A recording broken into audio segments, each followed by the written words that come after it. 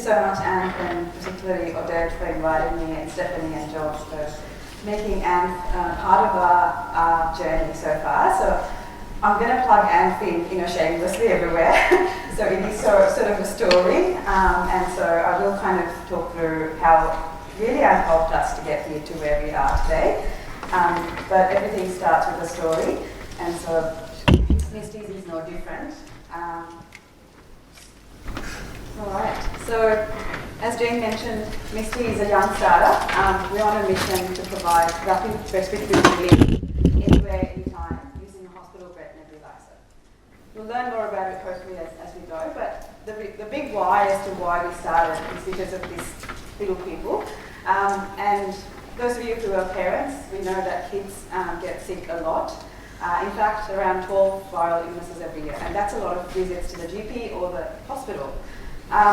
In fact, the numbers scream louder than they seem. In fact, 3 million children actually get hospitalized with severe disease. RSV is one such culprit, and some children in the developing countries, if they don't get to reach the hospital, can lose their life. Parents are desperate for solutions. In fact, they're spending up to $5 billion on respiratory solutions.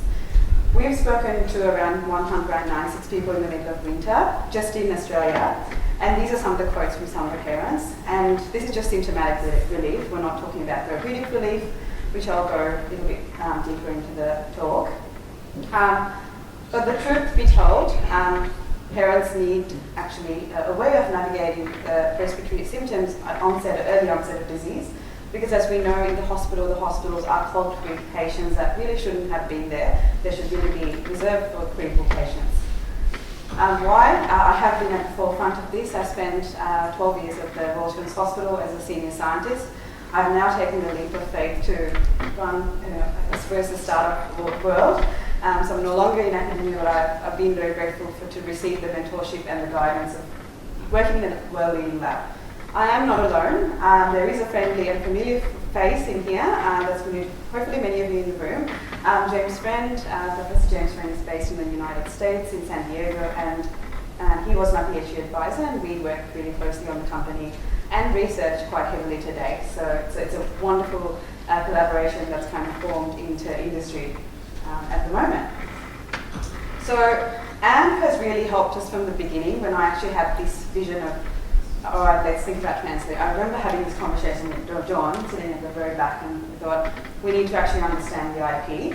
And so that's where ANFF came in, in the story. And since then, we've done a whole lot of work, and this is where all good things start, with a really good sketch. And my kids, in fact, tore it to pieces and thought, it's awful. But we ended up with something quite similar, and there is a prototype sitting here. It looks something like this in the current form, but you can see some similarities in there. So where we ended up is literally a nebulizer mask that uses a proprietary high-frequency sound wave technology. I'm not going to talk too much about the technology today, only to say that we have undergone an intensive kind of IP landscape search. This is what ANFF helped us to actually really carve out a niche IP that we would then fulfill as a company and push forward with a commercial strategy. Our technology as a mask has other form factors. It's breath triggered, meaning it's efficient. There's also an interesting environmental footprint, because as you know, our direct, comparison is meter-dose inhalers. They end up in the landfill. So I used, our nebulizer mask. Part of it is dishwasher safe. So we have this vision of looking after the environment. So we had that thinking from the beginning. And so how does our technology stand among, the broader picture? So I'm not going to, again, go into too much detail to say that our technology built on, a number of years of hard R&D research, and then now is, the first time we're actually pursuing it from a commercial lens. The part of the matter is I had a conversation in January with ResMed in Sydney, and they actually put this in a way that I couldn't. And if you've had exposure to a nebulizer that uses a mesh, you would understand that things get clogged in the mesh, and it's not only expensive, but they actually form a technological barrier to actual implementation in terms of cost and other things. Our technology does not have a mesh, and that is one of the core fundamental reasons why we were able to kind of move away from and I guess, get to the efficiency and the cost effectiveness that is in the bottom. So our products have two different, needs that it's satisfying. So we have a consumer product that's Misti, and Misti is our kind of our advanced technology space where we're actually nebulizing mRNA or advanced molecules like monoclonal antibodies and mRNA. I will share some little bit of data on this. ANFF has been critical in the Misti space. I know M&M, it's like a cute take on M&M. What have we been up to in terms of pushing the technology? So this is our last quarter. And we were in MCN quite a bit in Clayton, doing lots of R&D and developing our technology. So we spoke to we launched a survey and we had 196 responses. We actually spoke to a lot of respiratory specialists and GPs, because they're the people that we think will be recommending our technology, and also respiratory specialists, because it was really important for us to understand how they would foresee this technology, and in the outpatient clinic, or is it in a GP clinic, or is it in ED, and also parents and kids, because they are ultimately the people that are going to use our technology, and it was really important that we took their feedback on. We went one step further. We actually wanted to really test the market, and we got pre-orders, which is nice, but the main point of that was to actually fulfill our first clinical study that's upcoming. So we had 21 seats to fulfill, and then we fulfilled that, and we had to open a wait list of 138 people that are waiting to use our product. So that was pretty, really interesting to see. But more importantly, we had parents write to us and say, can you drop a product off to us? Can I use it? And we're like, oh yeah, sure. Like, it will be ready, but it just kind of was more important to see that demand, and gave us more motivation to kind of move the product along really quickly. And so this is where we ended up. I guess just to kind of show you the product in a nutshell, there's a cassette concept that we put the medication that we're delivering, and there are components in which the electronics is housed, and there's a mask that is retrofitted that actually can be easily removed and washed easily. So all that concept has gone through a number of different consultations with GPs and parents and kids to kind of end up, I guess, to where we are today. But of course, this is not perfect, and that's where I guess the next bits have come in terms of supporting, connecting us with manufacturing and product designers and so on, because we really could not do this alone, and that's where I guess ANFF has come in fairly early on. And this concept of kind of that liquid cartridge concept in the beginning, and it all kind of ties into the regulatory and the kind of the reimbursement landscape. So I mentioned about the IP strategy, and that was something that AMC helped us kind of formulate and understand where our IP sat. But more importantly, the reimbursement side was really like a landmine for us, especially in the nebulizer space, because as you know, before you guys say, oh, nebulizers are a thing of the past, it's to do with a lot of things to the reimbursement as well. So we kind of took a very strategic approach to understanding what are the gaps, and that really was, that we didn't have the luxury of the funding to do that. So I think it was really nice for AMP to come in and kind of support us with those areas that were really, really important. So I wanted to touch on this because this is where the high value of our product comes in. So lung vaccination is something that was really at the heart of my postdoc journey, and I was working in a preclinical setting.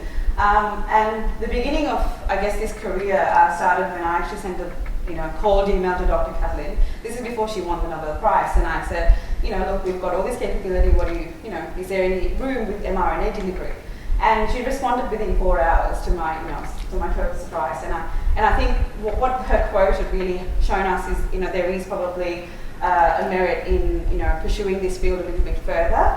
And so we took that feedback on, and we did some work with mRNA that's expressing luciferase, and did some flow cytometry and, some basic cell-based assays to look at, can we actually aerosolize mRNA material and show that it's biologically still viable. And we did that in 3 different cell lines.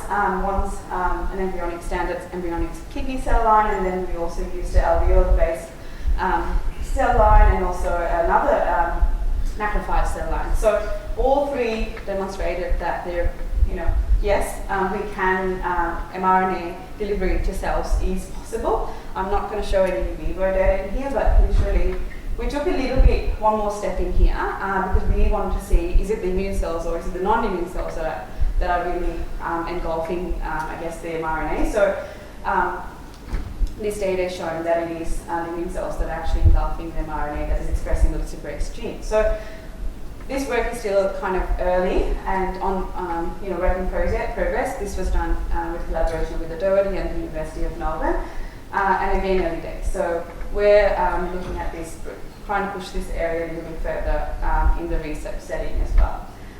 So our recommendations, this is something that's definitely asked me in the email. Science is a team sport. It's really difficult. I mean, there's no way that any one person can actually kind of do this alone, and I'm very grateful for the number of groups that are in here and the connections that's been facilitated, and even being an MC and in that environment. Don't ask me how to use the LDV because I have to always ask someone how to use it. So it's just been wonderful to be embedded in I guess, an ecosystem that really is there to actually help you and succeed. So not just us, but fellow startup founders in NMCN as well. It's been really lovely. So we're a bit crazy, but well, it leads us, I hope. And I would love to answer any questions. And thank you for all the supporters as well. And that's Misti. Thank you.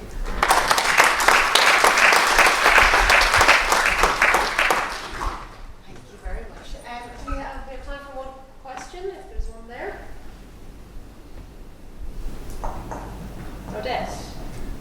What would be the advantage of a lung immunization versus an injected one? Yeah, that's a great question. So most respiratory bugs enter your body via the lungs. So there is an immunological standpoint. You want to have more secretory IgAs in your lungs to fight off infection. So generally when you're vaccinated via your parental system, you get more IgGs or IgG1, IgG2. But there is hypothesis that if you have more secretory IgAs in your lung, perhaps you would not need more. So there's a dose-sparing, concept that's floating around. And so compared to, patches or other means of vaccination, if it's a lung-borne disease, then there is premise that perhaps lung vaccination could provide a better alternative. Thank you. On Kate, just due to time, I'm going to say thank you very much to Anushi, and I'm sure you can catch her at another event along the time. Thank you.